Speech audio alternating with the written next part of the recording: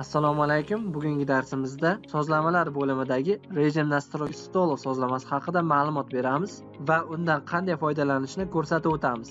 Dastlab JetCafe asosiy dasturimizning ishchi oynasi bilan tanishib chiqamiz. Oynaning yuqori chap burchagida выход, ya'ni chiqish tugmasi mavjud. Yuqori o'ng burchakda esa ikkita asosiy bo'lim, sozlamalar bo'limi va dasturning joriy foydalanuvchisi bo'limi mavjud. Sozlamalar bo'limida dasturimiz uchun kerak bo'lgan barcha sozlamalar mavjud. JetCafe foydalanuvchisi bo'limidan esa ushbu foydalanuvchiga berilgan ruxsatlarni ko'rishimiz mumkin. Biz asosiy dasturga tizim administratori sifatida kirganmiz va bu foydalanuvchiga quyidagi ruxsatlar berilgan. Kassovaya smena, smenani ochish va yopish, sklad bilan ishlash, отчет, hisobotlar bilan ishlash hamda dengi pul o'tkazmalari tranzaksiyalarini yaratish. Quyi chap burchakda dasturimizning hozirgi foydalanuvchi nomi mavjud.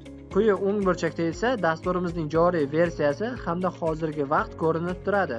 Rejim nastroyki stolov sozlamasidan kafe va restoranlardagi stollar to'g'risidagi ma'lumotlarni joylashtirish va ularga o'zgartirish kiritishda foydalaniladi. Endi esa sozlamaga kiramiz. Bu sozlamada bir qator panellar mavjud. Bular: informatsiya paneli, rejim nastroyki stol bo'limidan chiqish, stol qo'shish hamda zal paneli. Zal panelida yangi zal qo'shish, belgilangan zalni tahrirlash hamda uni o'chirish tugmalari mavjud. Yangi stol qo'shishdan oldin zal yaratib olishimiz kerak. Buning uchun esa novi zalni bosamiz. Zalimizni nomlaymiz. Misol uchun birinchi zal va uni saqlanib qilamiz. Ishchi oynamizda birinchi zal paydo bo'ldi.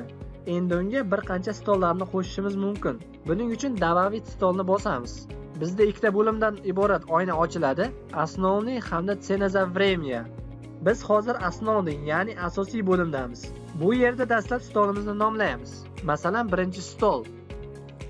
Keyingisida u qaysi zalga kiradi? Birinchi zalgami yoki asosiy zalga? Shuni belgilab olamiz. Metod обслуживания, xizmat turi. Bu yerdan ushbu stolga qanaqa xizmat ko'rsatiladi? S официантом, ofitsiant orqali. Samovivez, o'zi bilan birga olib ketish. Samoobsluživание, o'ziga o'zi xizmat ko'rsatish orqali hamda dastavka yetkazib berish. O'zimizga kerakli xizmat turini belgilaymiz. Keyingisi za obslugu, ya'ni ofitsiantning ko'rsatgan xizmati uchun qilinadigan qo'shimcha to'lovning foizda belgilangan miqdori. Biz esa buni 10% qilib belgiladik. Ofitsiant po umolchanию orqali esa ushbu stolga kerakli ofitsiantni biriktirishimiz mumkin. Alani biriktiramiz.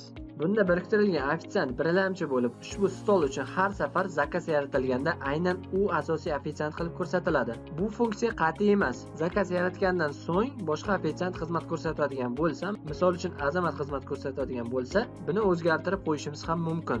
Bu yerda расположение X va расположение Y mavjud. Bular orqali stolning ishchi oynamizdagi joylashuv koordinatalarini belgilab olishimiz mumkin. Buni stol yaratgandan so'ng ishchi oynada stolni kerakli nuqtaga olib borish orqali ham amalga oshirishimiz mumkin. Mana bular orqali esa stolning o'lchamlarini kiritishimiz mumkin. Cena za время bo'limida esa band qilingan stolga qaysi tarifda haq to'lanishi belgilanadi. Bu yerda esa minutlik hamda soatlik tariflar mavjud. Bu bo'limdan har doim ham foydalanavermaymiz, chunki hamma stollarimiz ham soatiga yoki minutiga haq to'lanadigan stollar bo'lmaydi. Qachonki alohida joylarda, masalan, basseynda shunaqa rejimdagi stol qo'yiladigan bo'lsa va ularga soatiga yoki minutiga pul to'lanadigan bo'lsa, bu bo'limdan foydalanishimiz mumkin.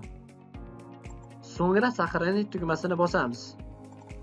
Mana oynamizda birinchi zalga tegishli birinchi stol paydo bo'ldi. Shu singari boshqa stollarni ham qo'shib ketishimiz mumkin. Boya ta'kidlab o'tganimizdek, stolni ishchi oynamizda bir nuqtadan boshqa nuqtaga o'zgartirishimiz mumkin. Bundan tashqari kerakli stolni ustiga sichqonchani o'ng tugmasini bosib, ushbu vazifalarni bajarishimiz mumkin. Sozdat zakaz buyurtmalarni yaratish, redaktirovat uni tahrirlash hamda udalить uni o'chirish. Bugungi darsimiz shulardan iborat edi. E'tiboringiz uchun rahmat.